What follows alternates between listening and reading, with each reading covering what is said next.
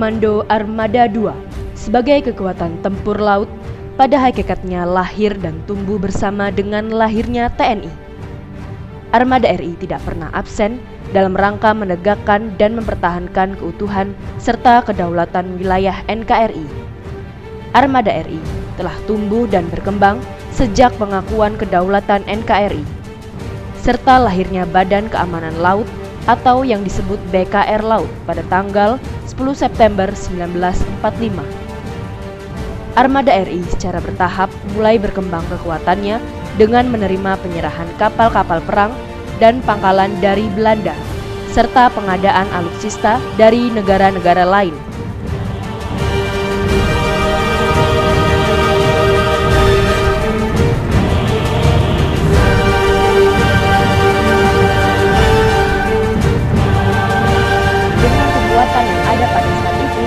Armada telah berperan aktif dalam menumpas pemberontakan di tanah air, seperti pemberontakan Andi Aziz, RMS di TII, dan PRRI Permesta. Komando Armada RI secara resmi dibentuk pada tanggal 5 Desember 1959, yang bertujuan membangun TNI Angkatan Laut serta modernisasi kekuatan Angkatan Laut yang sudah dicapai pada saat itu.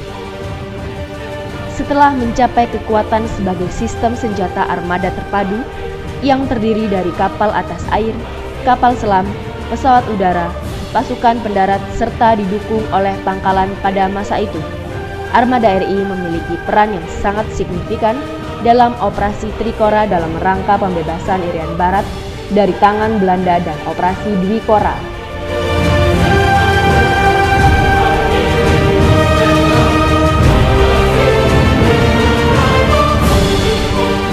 Dalam perkembangan organisasi, Komando Armada RI selanjutnya pada tanggal 5 Desember 1966 dikembangkan menjadi dua armada strategi dengan nama Komando Armada Samudra dan Komando Armada Nusantara. Perubahan di tingkat organisasi kembali dilaksanakan sejalan dengan instruksi Kasal nomor 5401 14 tahun 1970. Yang menetapkan bahwa kedudukan kedua komando armada tersebut divalidasi menjadi satu Komando Armada RI, yang pelaksana tugas-tugas pertahanan keamanan dilaksanakan oleh Eskader Barat dan Eskader Timur. Kedua eskader tersebut merupakan embrio dari satu kekuatan kewilayahan. Kemudian berdasarkan surat keputusan Kasal tanggal 20 Maret 1979, kedua eskader tersebut dilebur menjadi Eskader Nusantara berdasarkan surat keputusan Panglima ABRI nomor 171/2 Romawi tahun 1985 tanggal 30 Maret 1985. Armada RI dibagi dua wilayah kerja, yaitu Armada RI kawasan Barat dan Armada RI kawasan Timur. Dalam jajaran armada kawasan tersebut dibentuklah gugus tempur laut atau Guspurla, serta gugus keamanan laut atau Guskamla sebagai komando operasional dalam melaksanakan tugas. Dalam rangka mendukung tugas, Armada RI kawasan Timur memiliki 9 pangkalan utama TNI Angkatan Laut. Berbagai tugas diemban Armada RI kawasan Timur, diantaranya pengusiran kapal Lusitania Espresso di Laut Timor, Satgas Pembebasan MV Sinar Kudus dari perompak Somalia oleh KRI Abdul Halim Perdana Kusuma 355 dan KRI Yos Sudarso 353.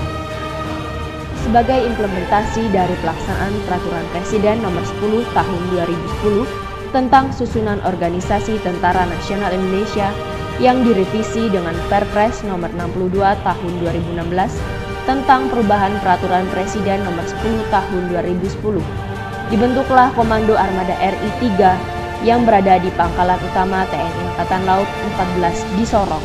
Sementara itu, Komando Armada RI kawasan Timur mengalami pergantian nama menjadi Komando Armada 2 atau Koarmada 2, dan secara struktural, pembagian wilayah kerja Koarmada 2 menjadi 5 pangkalan pendukung, diantaranya Lantamal 5, Lantamal 6, Lantamal 7, Lantamal 8, dan Lantamal 13. Dalam rangka memperkuat fungsi dan peran Koarmada 2 dalam pembinaan potensi maritim, maka dibentuklah staf potensi maritim yang berfungsi sebagai pembinaan kekuatan dan pemberdayaan potensi maritim di wilayah kerja Koarmada II. Perkembangan kekuatan dan modernisasi alutsista Koarmada II semakin meningkat dan memiliki daya tangkal yang tinggi. Koarmada II semakin kuat armadanya dengan hadirnya kapal perang Sigma Class, PKR 105, kapal selam Cambogo, serta kapal perang cepat rudal. Untuk meningkatkan fungsi sebagai kotama operasi, Koarmada II ditambah kemampuan kekuatan satuannya dengan penambahan satuan udara armada dan satuan marinir armada. Koarmada II melaksanakan pembinaan kemampuan dan kekuatan komponen sistem senjata armada terpadu atau SSAT, serta membina kemampuan peperangan laut, membina kesiapan operasional untuk melaksanakan OMP dan OMSP dalam rangka pengendalian laut, serta proyeksi kekuatan ke darat lewat laut dalam rangka penegakan kedaulatan dan hukum di laut sesuai kebijakan Panglima TNI, serta membina potensi maritim menjadi kekuatan pertahanan dan keamanan negara di laut yang bertanggung jawab terhadap KASAL. Koarmada II telah mencapai keberhasilan beberapa tahun ini, diantaranya Satgas Rim of the Pacific atau RIMPAC, SAR pesawat Air Asia, Satgas Surya Baskara Jaya, serta menyelenggarakan event multilateral naval exercise Komodo serta turut aktif Satgas Perdamaian Dunia yang tergabung dalam Maritime Task Force PBB di Lebanon.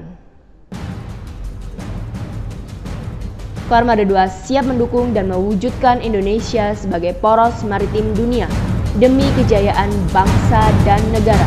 Gora Vira Madya Jala, Jala Sweva Jaya Mahe.